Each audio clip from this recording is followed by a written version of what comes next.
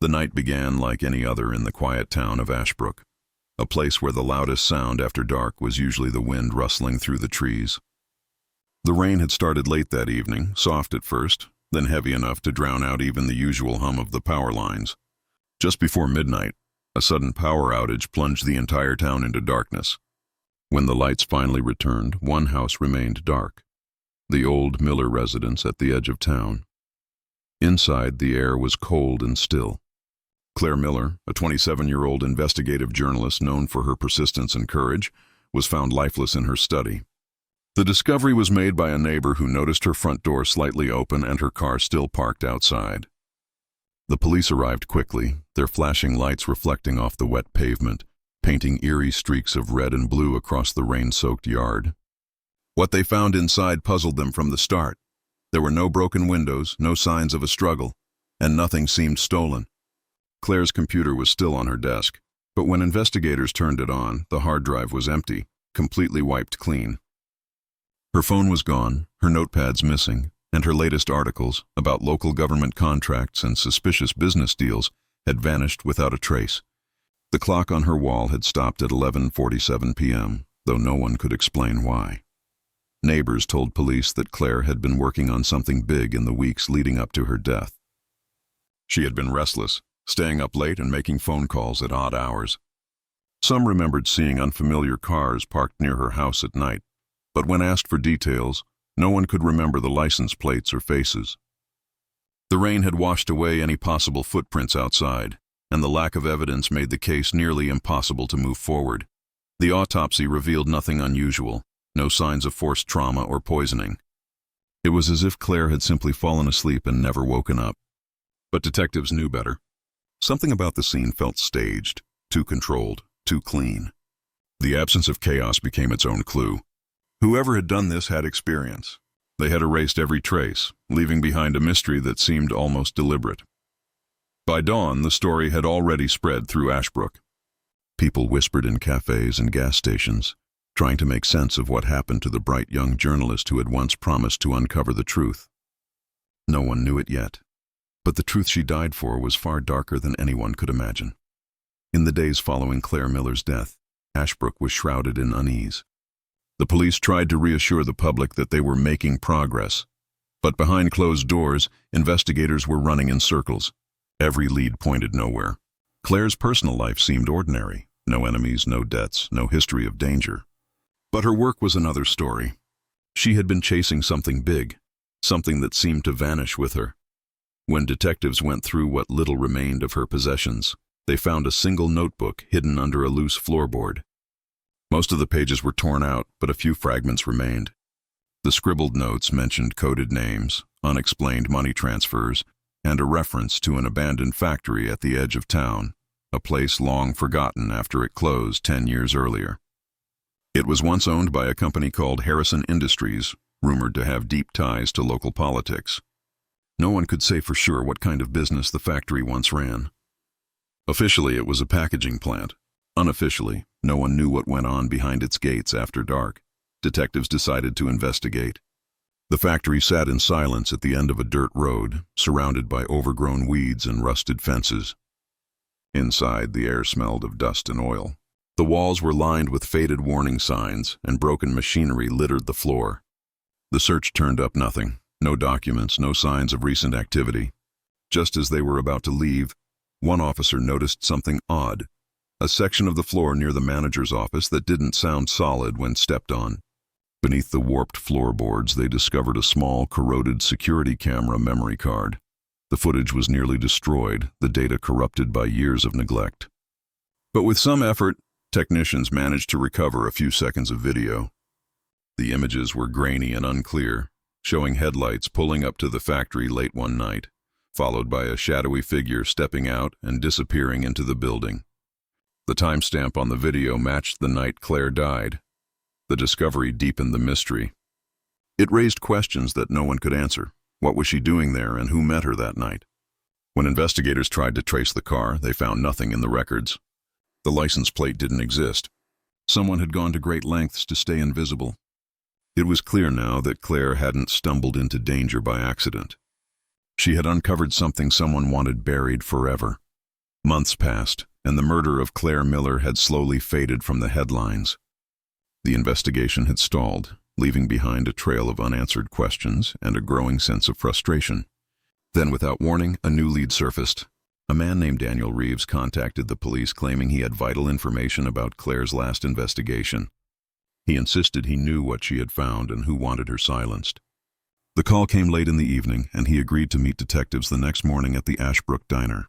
He never showed up. By sunrise, his car was discovered abandoned along a remote forest road just a few miles from town. The driver's side door was wide open, the engine still running, and his cell phone lay on the passenger seat. Inside, there were no fingerprints except his own, no signs of a struggle, and no indication of where he had gone. Search teams scoured the surrounding woods for days but found nothing. It was as if he had vanished into thin air. When police traced his background, they learned Daniel had once worked as a security guard at the same abandoned factory Claire had been investigating. Records showed he had left his job suddenly, without explanation, just a few weeks before Claire's death. His disappearance reignited public interest in the case, and whispers spread through Ashbrook that perhaps Daniel had been silenced too. Detectives returned to the factory for another search, hoping to uncover what Daniel might have known. But when they arrived, they found the building completely burned down. The fire had started in the middle of the night, destroying what little evidence had remained. The cause was officially ruled as electrical failure, though the timing seemed far too convenient.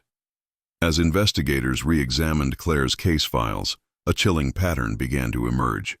Every person she had spoken to before her death had either moved away abruptly or refused to cooperate. Some had changed their names, others had disappeared altogether.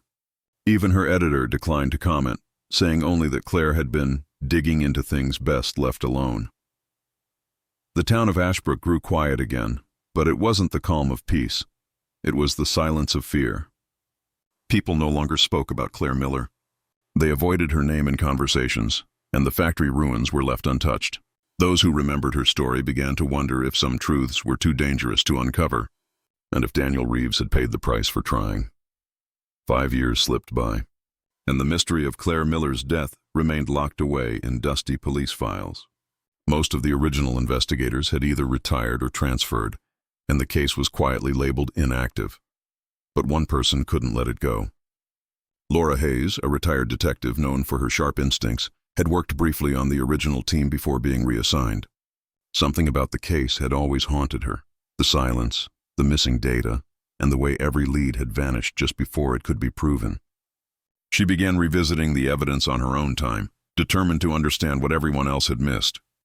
Laura started by comparing Claire's murder to other unsolved cases in nearby towns. What she found was disturbing. In 3 different towns, journalists had been found dead under suspiciously similar circumstances. Each had been investigating corporate or political corruption. Each case lacked forced entry, each had missing electronics, and each had been declared unsolved due to insufficient evidence. The pattern was too precise to be coincidence. Digging deeper, Laura discovered that every one of those journalists had written about companies connected to a single corporate entity, Harrison Industries, the same company that owned the abandoned factory where Claire had been investigating. Though officially dissolved years ago, the company had quietly rebranded under new names, its assets spread across different shell corporations. On paper, it no longer existed, but in reality, it seemed to be thriving under the surface. As Laura traced financial documents and public records, she found evidence of payments made to local officials, disguised as consulting fees. Even more alarming, several police officers who had once handled these cases appeared in those same payment logs. It was becoming clear that someone powerful had been buying silence for years. One night, Laura arranged a meeting with a contact from the state records office who had promised her confidential files related to Harrison Industries. She never made it to the meeting. The next morning, her car was found at the bottom of a ravine outside Ashbrook. The crash looked like an accident. No skid marks, no signs of another vehicle, but her briefcase and laptop were missing. The official report listed loss of control as the cause of death. Within a week, the remaining copies of her research disappeared from her home. The case files she had gathered vanished from the police archives. And once again, the trail leading to the truth was buried under the same chilling silence that had followed Claire Miller's death. Years have passed since the night Claire Miller was found dead in her home, and the mystery still lingers like a shadow over Ashbrook. The town has changed, but her story never truly faded. People still whisper her name, though few dare to speak too loudly. The factory that once stood at the edge of town has long been demolished, replaced by a gleaming new office complex. The company behind the construction is one of many that rose from the ashes of Harrison Industries. Different name, same hidden ownership. To most residents, it's just progress. To those who remember, it's a symbol of everything that was lost.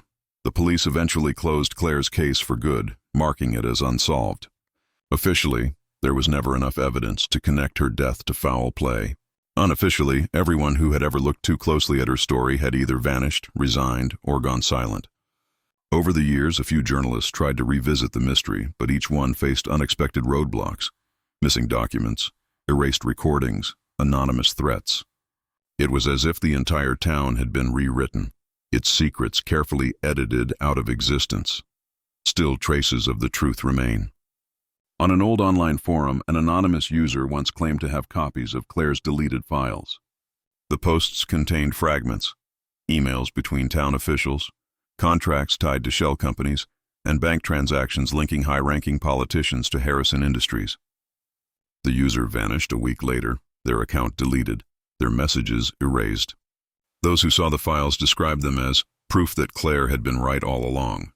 Today, the official version of events paints Claire Miller as a passionate but reckless journalist who went too far. The real story, however, is buried beneath years of cover-ups, burned evidence, and missing people. Some say her death was the result of a powerful network that still operates quietly, ensuring certain truths never reach the surface. Others believe her ghost still lingers, not haunting a place, but haunting the silence itself, reminding everyone that justice was never served. In the end, the case of Claire Miller stands as a chilling reminder of how easily truth can be buried when power stands in its way. Some murders aren't solved because they can't be. Others remain unsolved because someone made sure they never would be. And that is the final, chilling truth of Ashbrook.